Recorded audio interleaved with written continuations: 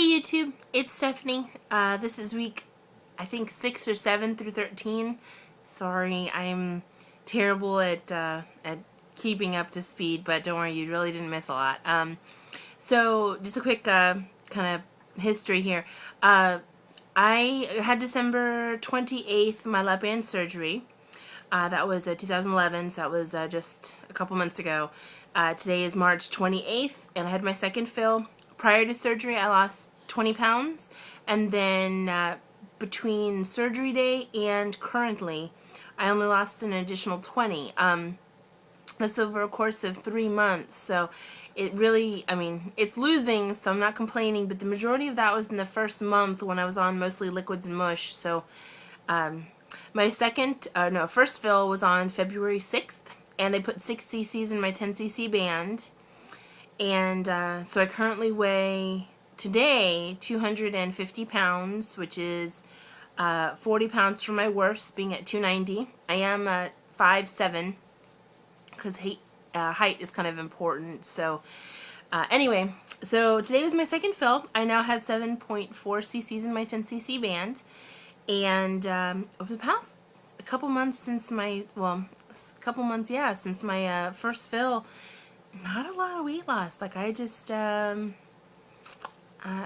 I didn't really have a lot of restriction. The first 2 weeks it was a little snug, and then after that, I mean, it slowed me down. I can only eat after surgery about half of what I used to eat, but that's nowhere near the restriction you kind of expect to see with a lap band. But then again, it shouldn't be so hard. It was, it was my first fill, and it was only 6 in my 10, so now I have 7.4, and it's already made a huge difference. Something that kind of came back from my last video was the shoulder pain, and let me just tell you, I think it has something associated with getting a fills or adjustments, because I just got a fill today, this morning, and shoulder pain has kicked back in. It happened after drinking about a cup and a half of broth. I was sipping it slowly over the course of an hour, though, so I wasn't like gulping it down or anything. I thought for a while it was lactose intolerance, and it's not. Even when I drink just plain water, if I drink too much water and it's too heavy, for some reason it kicks in that shoulder pain.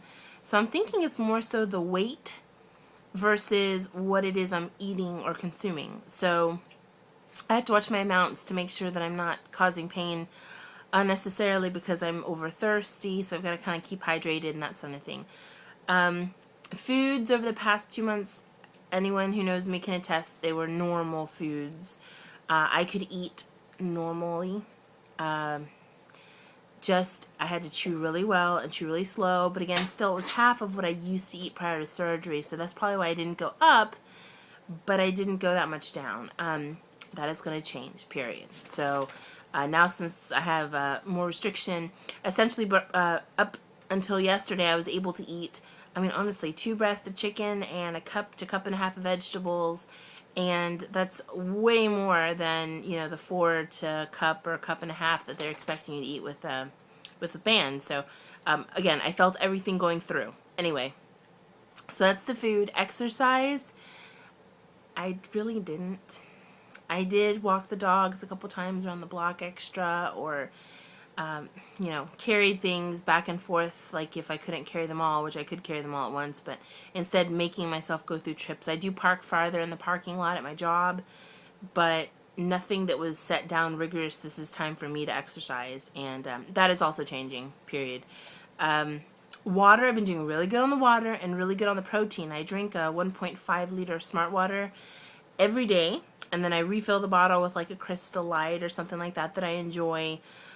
Every day I drink one of those, and then that's not counting the additional water or tea or hot tea or coffee or anything else that I consume. I didn't count those in my 1.5 liter. It's a total separate bottle on its own. So protein, the majority of my meals have been predominantly protein. I do try to eat the protein first, but again, I find that for example, perfect example, I made chicken squash and rice the other day, coconut rice, and I was able to eat 2 breasts of chicken, a whole cup of vegetables of the squash, and then I still had okay space to fit half a cup of rice, and that is still a lot of food. That's what a normal plate would look like on a person who didn't have an overeating problem.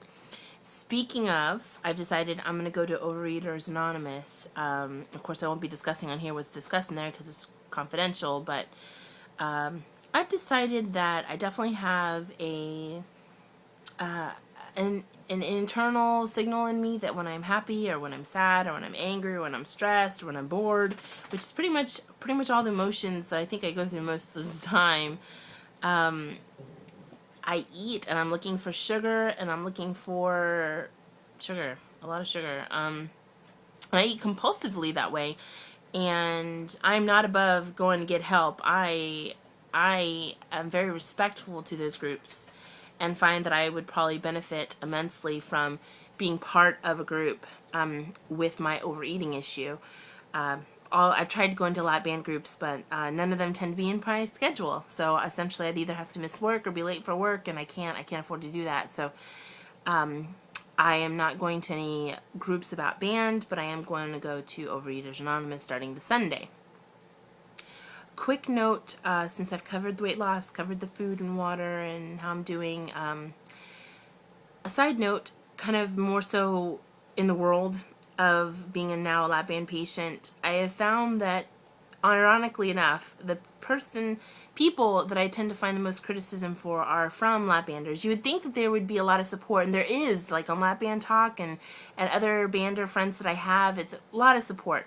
But, and I'm not going to name any names because I don't want to anger anyone, but I went to a family friend function, and it just so happened that one of the girls there had a lap band.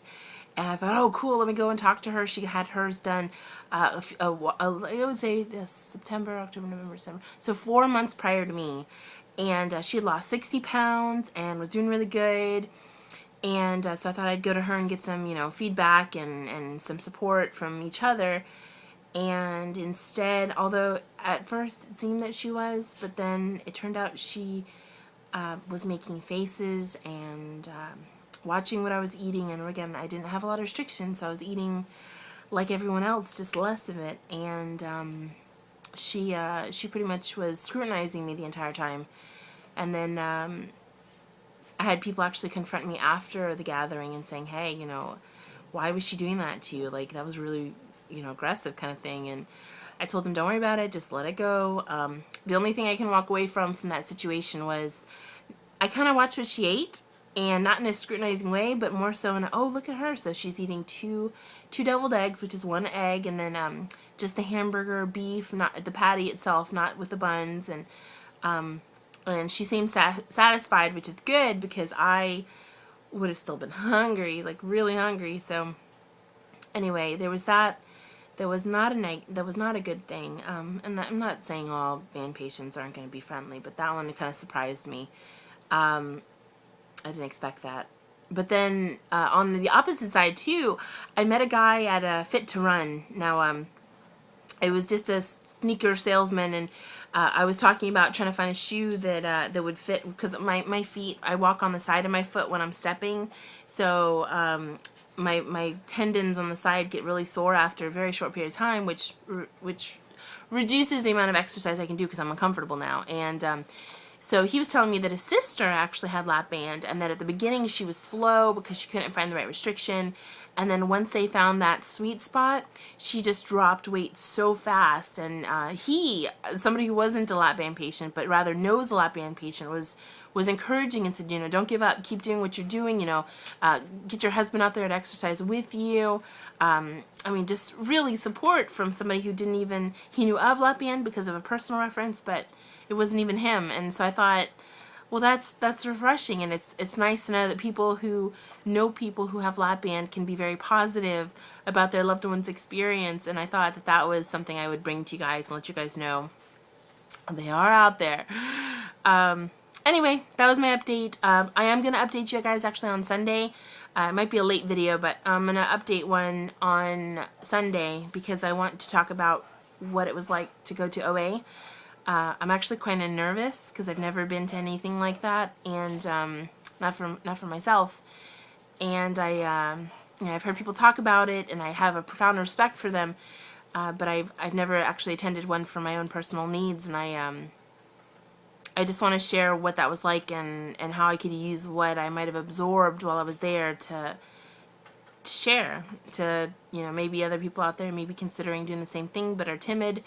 I will gladly go out there and experience it, and then bring it back and let you guys know what it was like. So if in case it was something you guys were thinking about. That's it. That's my update. I'm sorry again I'm so late, but I'll make sure that I let you guys know what happened Sunday, and then keep you posted. Again, second fills. Now I have 7.4 cc's in my 10 cc band, and hopefully now we should start seeing some progress. You guys take care. Talk to you later. Bye.